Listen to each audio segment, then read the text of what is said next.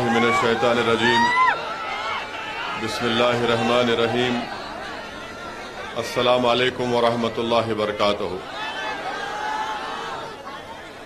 आदिलाबाद के मजलिस इत्तेहादुल मुस्लिमीन के सदर मोहतरम जनाब नज़ीर साहब, मजलिस इत्तेहादुल मुस्लिमीन के तमाम मोअज़्ज़िज़ अराकीन बल्दिया आदिलाबाद के, मजलिस इत्तेहादुल मुस्लिमीन के सीनियर रुकन व क़ायद सिराज क़ादरी साहब, निर्मल के मजलिस के सदर अजीम बिन याहिया साहब, करीम नगर से आए हुए मजलिस इत्तेहादुल मुस्लिमीन के सदर जनाब अहमद साहब, आदिलाबाद के मजलिस इत्तेहादुल मुस्लिमीन के तमाम सदर मोतमदीन व अराकीन, मोअज़्ज़िज़ हाज़रीन इकराम, बुजुर्गान मिल्लत, मेरे गयूर नौजवान साथियों, हैदराबाद के रुकन असम्बली मजलिस इत्तेहादुल मुस्लिमीन नामपल्ली जनाब जाफर हुसैन मेराज साहब, अजीज़ान मिल्लत, मजलिस इत्तेहादुल मुस्लिमीन की आदिलाबाद में रुकनियत साजी की गई, मेंबरशिप की गई और उसके बाद मजलिस इत्तेहादुल मुस्लिमीन की नई तंजीम को, बॉडी को तश्कील दिया गया है।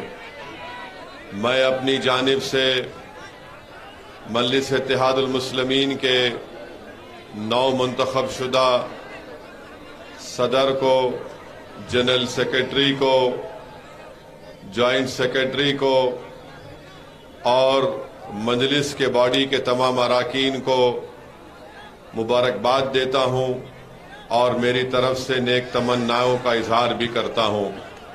और मैं आपसे ये गुजारिश करना चाहता हूं, भाई बैठ जाइए, आप बैठ जाइए। और मैं आपसे ये गुजारिश करना चाहूँगा कि आप आदिलाबाद के सदर जनाब नज़ीर साहब की आपको तायीद की ज़रूरत है, उनको आपकी दुआओं की ज़रूरत है और मुझे यकीन है कि हमारे बुजुर्गों की सरपरस्ती भी उनको हासिल होगी। अगर आप तमाम लोग मुत्तहदा तौर पर मजलिस के इस नए सदर आदिलाबाद और उनके साथियों को अपनी दुआओं से, अपनी मोहब्बतों से नवाजेंगे तो मुझे यकीन है कि इंशाअल्लाह ताला हम आदिलाबाद में एक नई सियासी तारीख को लिखेंगे। इसीलिए मेरी आप तमाम से गुजारिश है कि जो लोग बैठने के लिए बोल रहे हैं, मत बोलिए, मैं आपको दिख रहा हूं, मैं आपको दिख रहा हूं। मीडिया को अपना काम करने दीजिए, आप लोग बैठ, और हमारे जो लोग वहां खड़े हुए हैं जो मीडिया के नहीं, आप बैठ जाइए या सामने आ जाइए, सामने आके बैठो, आइए, वहां से हट जाओ, सामने आके बैठो, आ जाओ। हाँ, आप हट जाओ।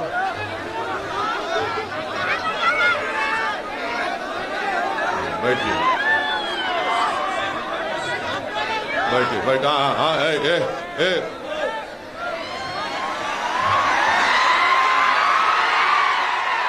बैठ जाओ, बैठिए। अब आप नहीं बोलेंगे किसी को कुछ मत बोलो, खामोश सुनो।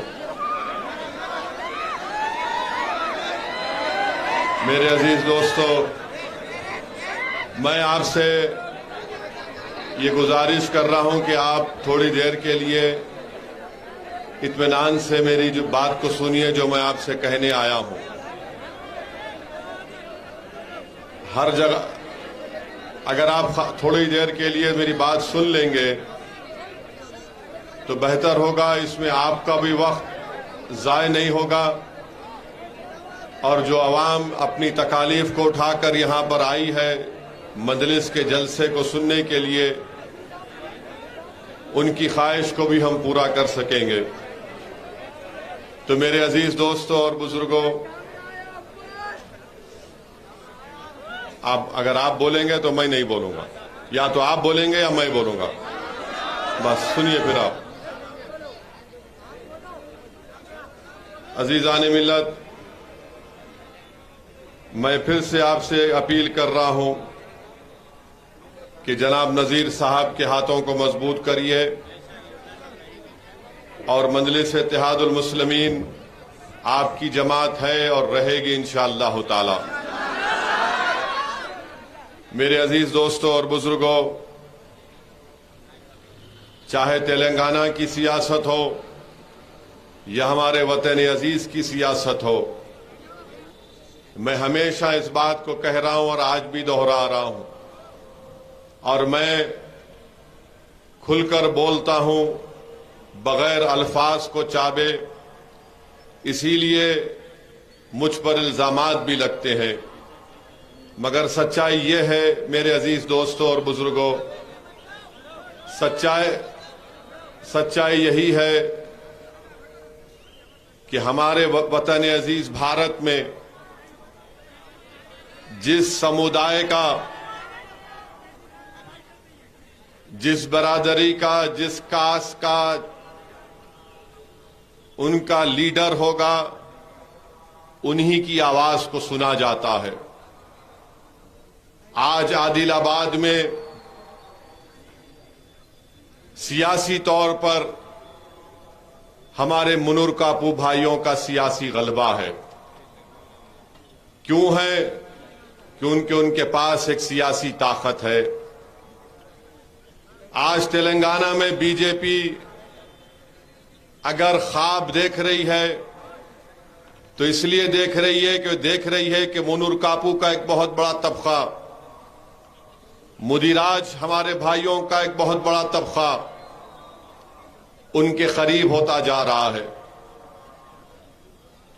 टीआरएस अगर अपने आप को आगे बढ़ता हुआ देख रही है तो इसलिए देख रही है कि टीआरएस के पास, वो समझती है कि यादव, गौड़ और दूसरे ओबीसी भाइयों का वोट उनके पास है। बीजेपी हमारे आदिवासी भाइयों में देखती है कि जो बंजारा कम्युनिटी के नौजवान हैं उनके करीब हो रहे हैं।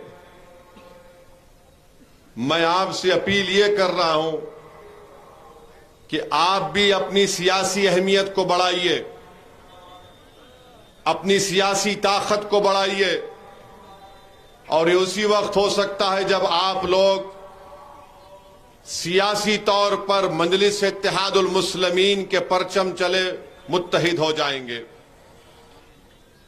आज आपको शिकायत है कि आदिलाबाद में जहां से हमारे वार्ड है वहां पर काम नहीं होते हैं।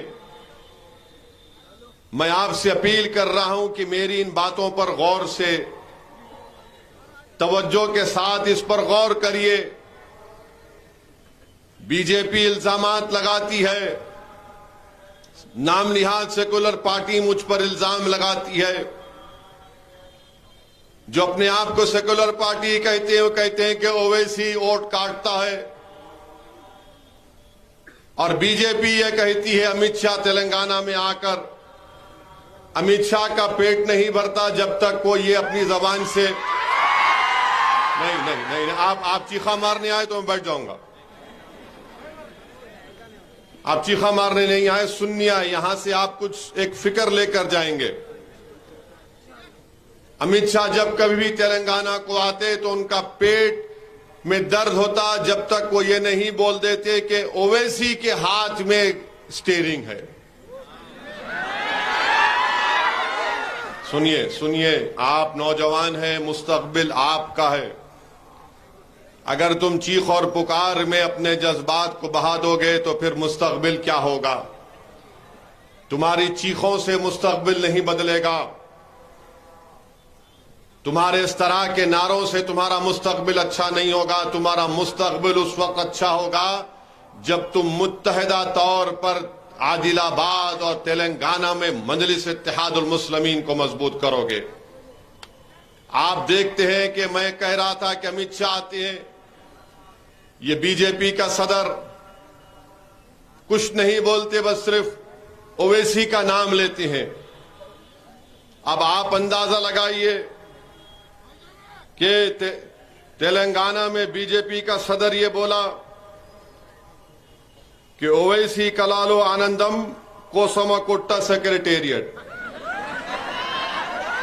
माने नया सेक्रेटेरिएट ओवैसी की खुशी के लिए बनाया गया है। अरे इन्हें कैसा आदमी है, कान में फूल उसके है क्या है?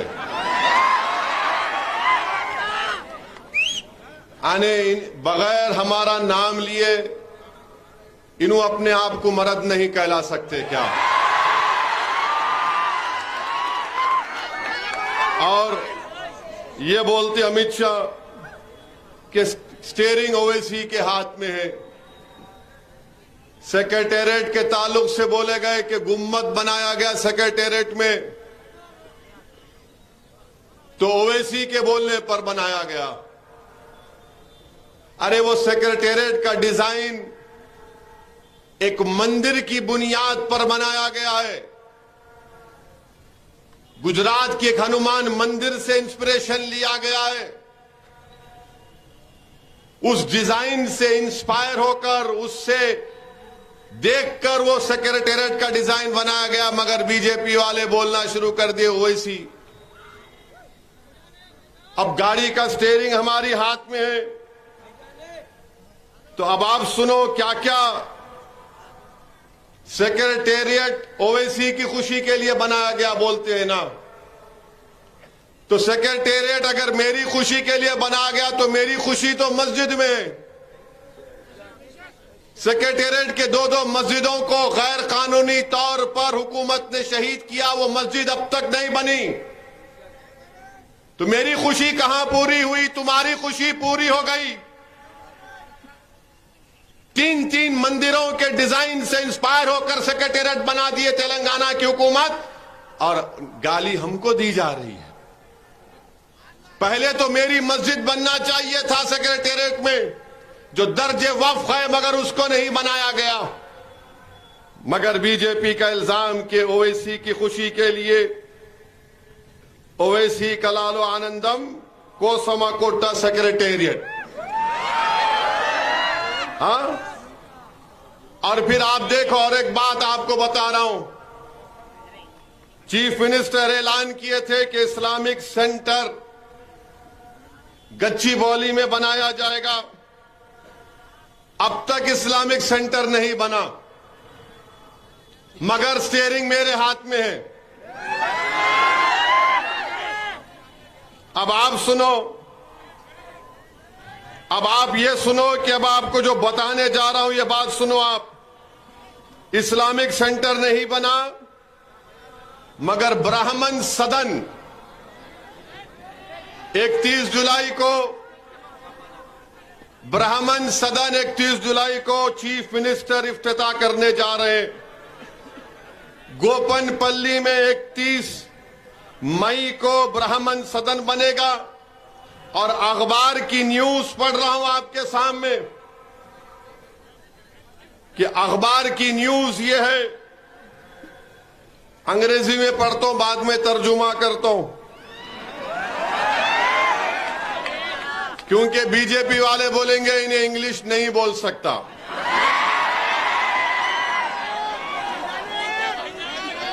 अब आप सुनिए, priests from popular shrines and heads of different peetams including Kanchi, Kamakoti, Dwadasha, Jyotirlinga temples and prominent temples from Tamil Nadu, AP and Karnataka have been invited.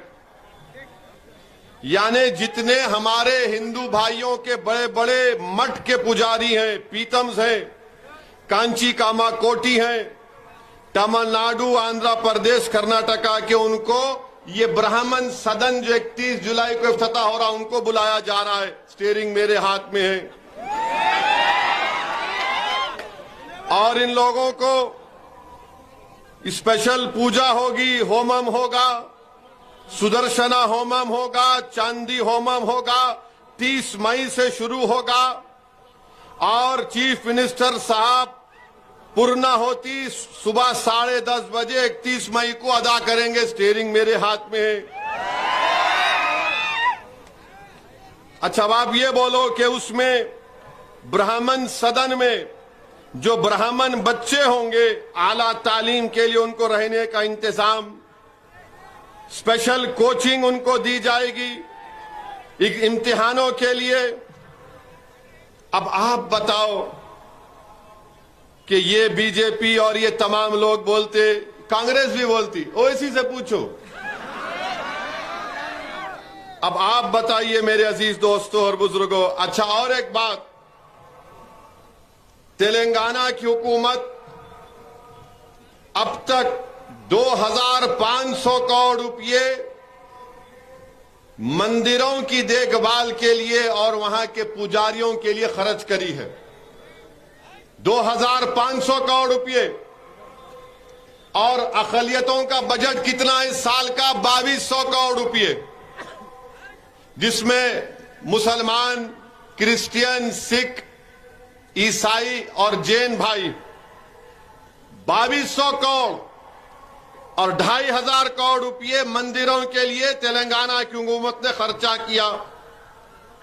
अब फरवरी में चीफ मिनिस्टर ने इस बात का ऐलान किया कि 1000 करोड़ रुपए हनुमान कॉम्प्लेक्स जो कोडागट्टू जगतियाल डिस्ट्रिक्ट में उसको दिए जाएंगे।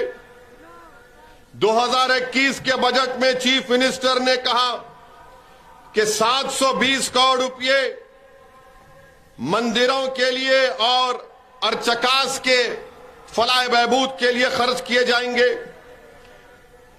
रियासती हुकूमत ने 4 करोड़ 25 करोड़ रुपए वेंकटेश्वरा स्वामी टेम्पल दुब्बागा के लिए खर्च किए। कई इरिगेशन प्रोजेक्ट्स का नाम हिंदू भगवानों के नाम पर रखा गया, हमको एतराज नहीं है, ये खुद फाइनेंस मिनिस्टर हरीश राव ने कहा। फिर इस महीने में चीफ मिनिस्टर ने ऐलान किया कि 25 करोड़ रुपए हुकूमत देगी हरे कृष्णा टावर के लिए, जो हैदराबाद में नारसंगी में बनाया जाएगा। फरवरी 2021 में असेंबली में हुकूमत ने, सीएम ने कहा कि पुजारियों के पूजा के लिए उनको पैसे दिए गए हैं। तेलंगाना के 3665 मंदिरों के लिए 1 करोड़ रुपए भद्राद्री मंदिर के लिए दिए गए, रामनवमी के लिए, वेमुलवाड़ा मंदिर के लिए 60 करोड़, कोंडागट्टू मंदिर के लिए 100 करोड़, बासारा मंदिर के लिए 50 करोड़, धर्मापुरी मंदिर के लिए 50 करोड़, बिरकुर मंदिर के लिए 13 करोड़, कोमरावली मंदिर के लिए 11 करोड़, दुब्बाक मंदिर के लिए 3 करोड़, सिद्दीपेट की शिवा मंदिर के लिए 2 करोड़, 50 लाख गंगापुरम मंदिर के लिए, 30 लाख गोडम सत्यनारायण मंदिर के लिए। और रियासती हुकूमत ने 156 crore special development fund for developing temples other than major temple across the state, और टेम्पल वर्क फंड में 1890 करोड़ रुपए खर्चा किए गए। और वहां पर अब आप बताइए कि हर साल ये खर्चा रियासत